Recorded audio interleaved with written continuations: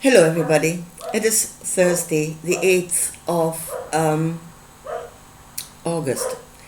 Now, I want to talk about the fact, and I think it is a fact, that our sinful human nature is in a state of enmity with God. Mine most certainly is. If you go to the word enmity, what it means, the definition of it is a state of feeling, and it started with me with a feeling that is then gathering knowledge, and the more knowledge I gather, the more understanding I get of what is going on, the more the whole thing turns into an active state of opposition or hostility against the gods. For me, it most certainly does. I think this is important at the moment because we are going what they call the Great Reset.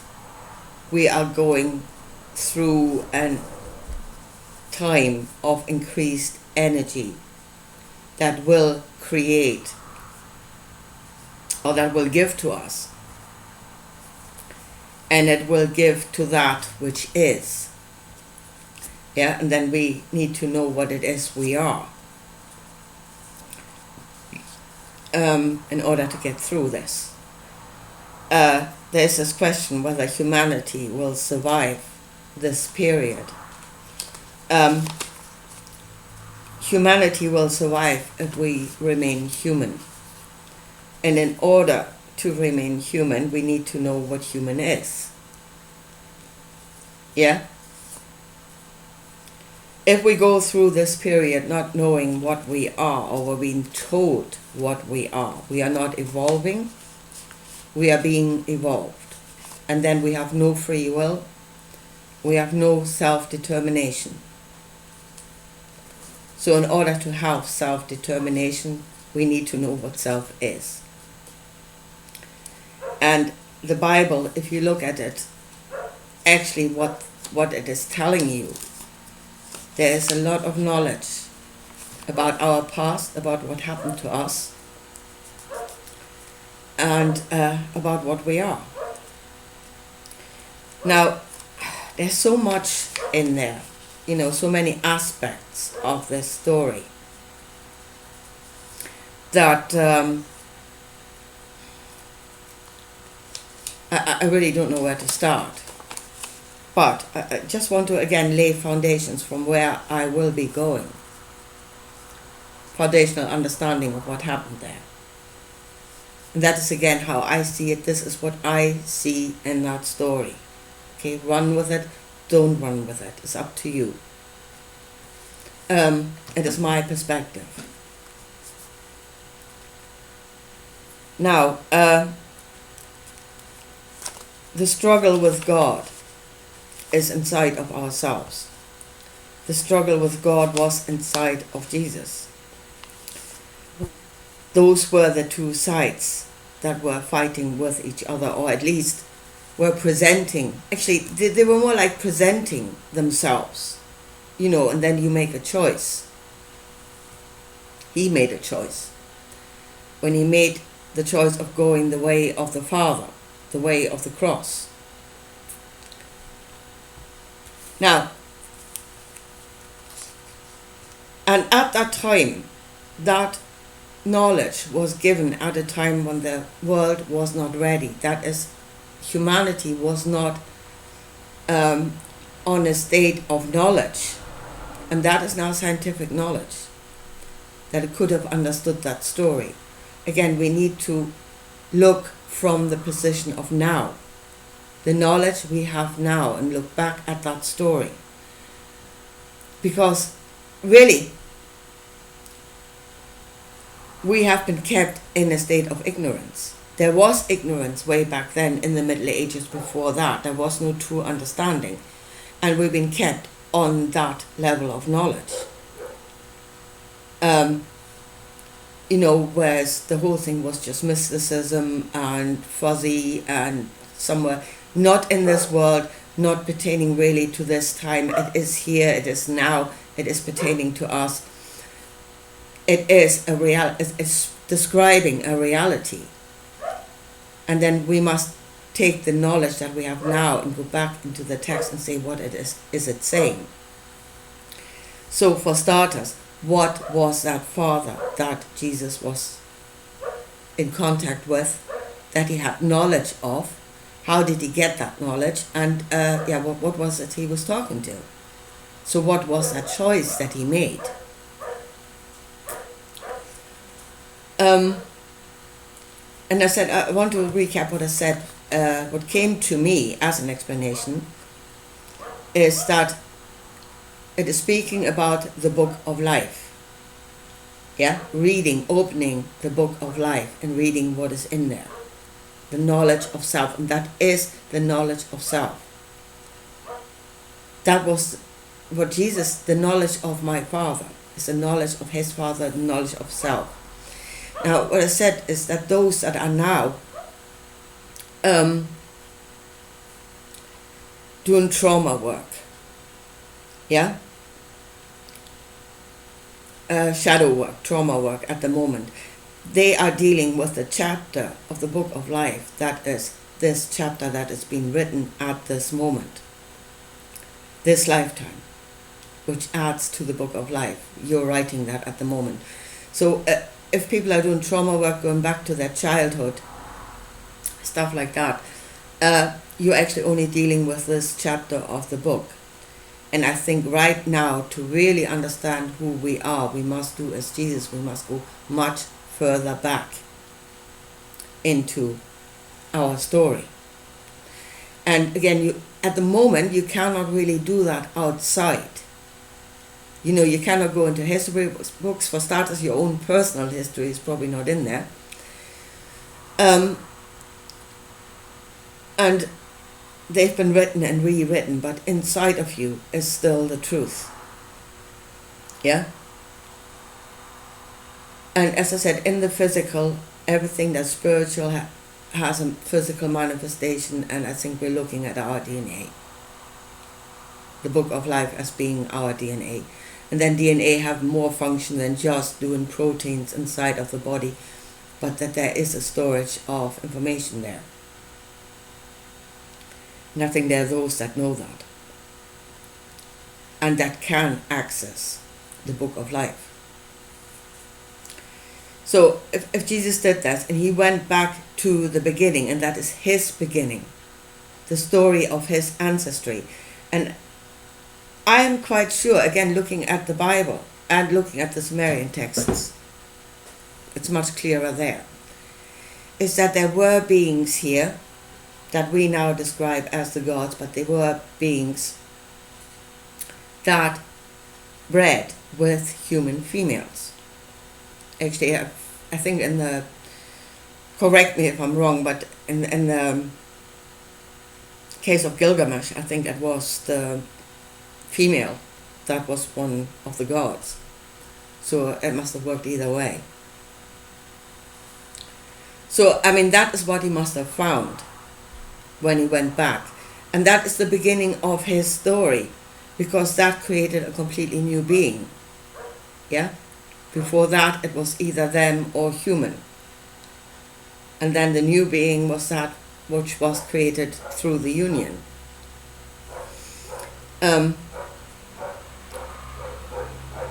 So that's the beginning. And then those are the two voices that are speaking in the New Testament. There's the human side and there's the God side. Yeah? And Jesus made a choice in the end. He went the way of the Father, and he rejected his mother. He rejected his humanity, the human side of himself, to become godly. Now, why that is important. If we look at this world at the moment, and something that we're gaining an understanding of, it was always there, but we're starting to see it, and that is we're seeing the old bloodlines. Yeah? We call the elites. Yeah? They have been breeding and interbreeding for generations. and I would propose is that they have a knowledge. Again, when they are preserving their DNA, they are actually preserving a knowledge. Again, does that knowledge lead back? I would say it does lead back to one of the gods again.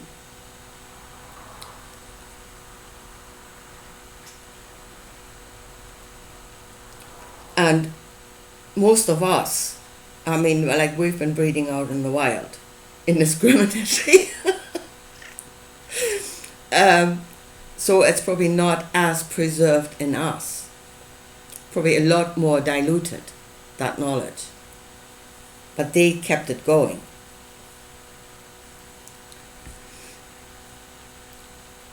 And another thought I had is, what the hell are the Jews doing at the moment? Yeah? Because they're going around DNA testing all over the place, trying to find the lost tribes. What is a Jewish gene that they're looking for? What is that? I did a test with Ancestry, shouldn't have done, but curiosity got the better of me.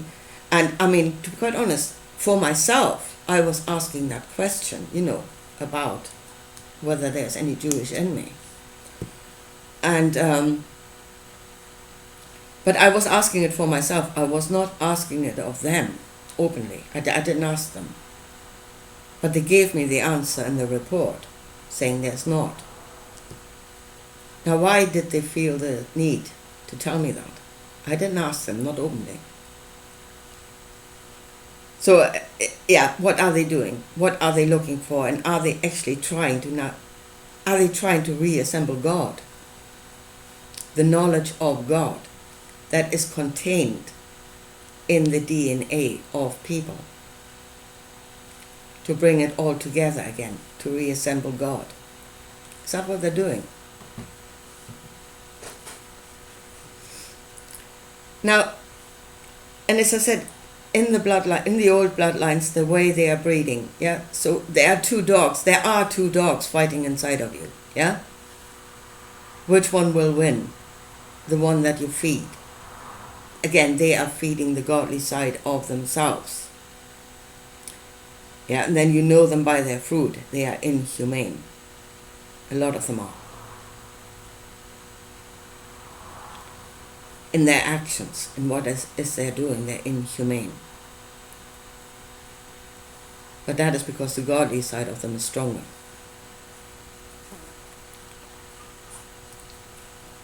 So, and then the question is really, what is the difference between them and us? Because biologically, it couldn't have been that great. If we can breed with each other, then the difference between us biologically cannot be that great. So what is then the fundamental difference that it would create a conflict between the two? And again, from what I can see in the Bible and in the Sumerian text, is the way that we perceive ourselves and what it is we're in. And that is actually what makes us fundamentally human. That perception of ourselves and the perception of the gods. They saw themselves. And again, it is in the book. God creates man in his image, in his likeness. It is actually so that man will have dominion over the fish and the world and the lower nature. That is the perception of the gods of themselves. Yeah? We are the masters of the universe. That is how they see themselves. And that has become their being. That is who we are. And there is the pyramid system deriving from that. Where God, the Lord God, the greatest, is at the top, and then his will must be done.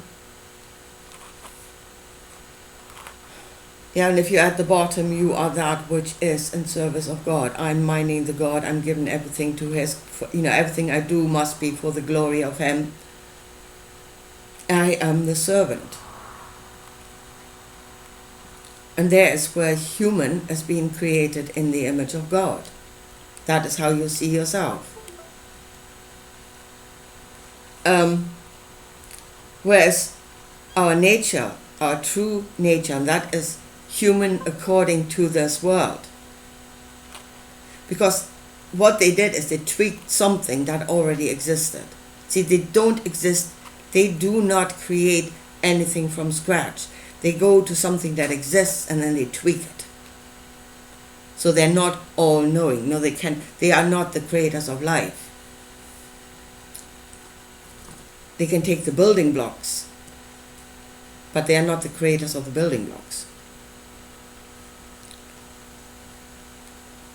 So, now I lost thread.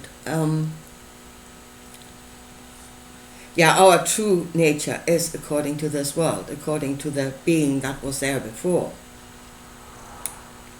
And then again, in Jesus, that was the mother, the one that was human. The other side, the one he rejected. And then the perception of human, how we know ourselves, is according to nature, and that is, there is no part in this world, in nature, that is ruling over everything else.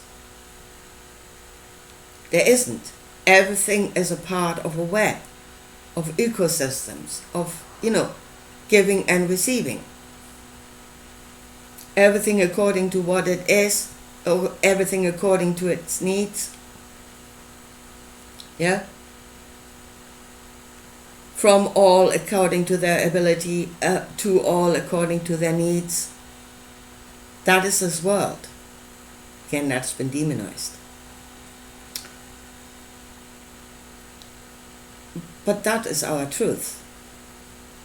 And it still shows. It still shows in the way we connect in family, in friendship groups, the way we come together if we are building something, if we are creating something. Each brings their ability, and cooperation, and then hopefully building something that is good for all and not to the glory of God. So that is where our true nature shows, and that is our humanity. And then do we remain human going through this? Will we come out human at the other side? Actually more energized in the knowledge of ourselves? Or do we feed the other dog?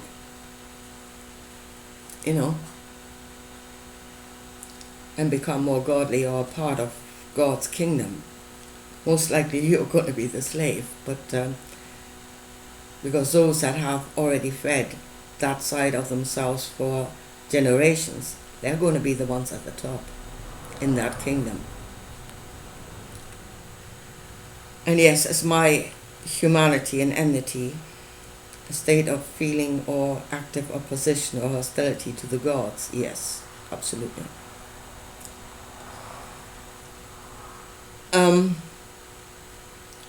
But then if you look at the Bible, again, look at the Bible and look at that story, it is actually a story of retreat by the gods. Where, first of all, they walked among us. They were a part of our reality, and again, we knew them. They were solid. I want to talk about that in the end. Solid actually is a way of knowing. It's a state of knowing. So we knew them, yeah? As much as we knew ourselves. They were as solid as we were. And yes, even then there were times when we were in state of enmity against them. We rose up against them. And really, as I said, the whole story is more like a story of retreat by the gods. First of all, they walked amongst us, then they went into their ziggurats, which were basically fortresses. And so they removed themselves from the masses, most likely because the masses weren't all that pleased with them all the time. There were a lot more of us than there are of them, even then. and then they got out of sight altogether. Now, did the gods leave this world? No, I don't think they did. I think they're still there. And as I say, they're the old bloodlines, they still know them. I think they still know them. They're still in cahoots. But again, for them, if they are in service to the gods, they value the side of themselves, that side of themselves, more than they do their humanity. And they are in service to that side. Now, the last thing I want to talk about, and again, this is how I see it. I'm just trying to bring another perspective, because there's something being taught here that is getting stronger and stronger, and everybody is just accepting it as that is how it is, and it is the only way, it is the only truth. And I'm just saying there's another way of looking at it. Take it or leave it. And this is the whole idea of solid, and solid being ignorance, and solid being in separation of the greater truth. And it's, to me, it is not. Solid is a state of knowing that, again, in this reality, presents itself as solid. That is a state of knowing. Yeah? And as I said, the gods were a solid knowing, and I would say we rejected them way back when. Our humanity won out. They have now become a myth in the minds of most. You know, it's not here, it's out there somewhere, it's in heaven, you know, and now that they are no longer a solid knowing to us, they can come back and say, trust us. And we might again trust them because we no longer know them. Yeah? We no longer understand what those stories tell us. So they've driven us into ignorance, into not knowing them, and now they can come back. Because we are once again in ignorance of what they are. But that is, I would say, dealing within this world. There is a wider reality out there. Yeah? And, seek and you shall find. Yeah, it depends on where your focus is, what question you are asking. Yeah? And again, those that think that this is pure ignorance and all the light is out there, their focus is out there. And yes, they will see that questions will be answered, and again, it's becoming a reality. And it's becoming a five sense reality. If you're saying, I'm seeing, or at least I'm hearing something, you know, channeling, I'm hearing something, that is a five sense reality. So now we're at the state again. Solid is nothing, solid is ignorance, which, as I say, it's not. And then they are so much greater because they are not solid. Yeah? They are more advanced beings because they are not solid.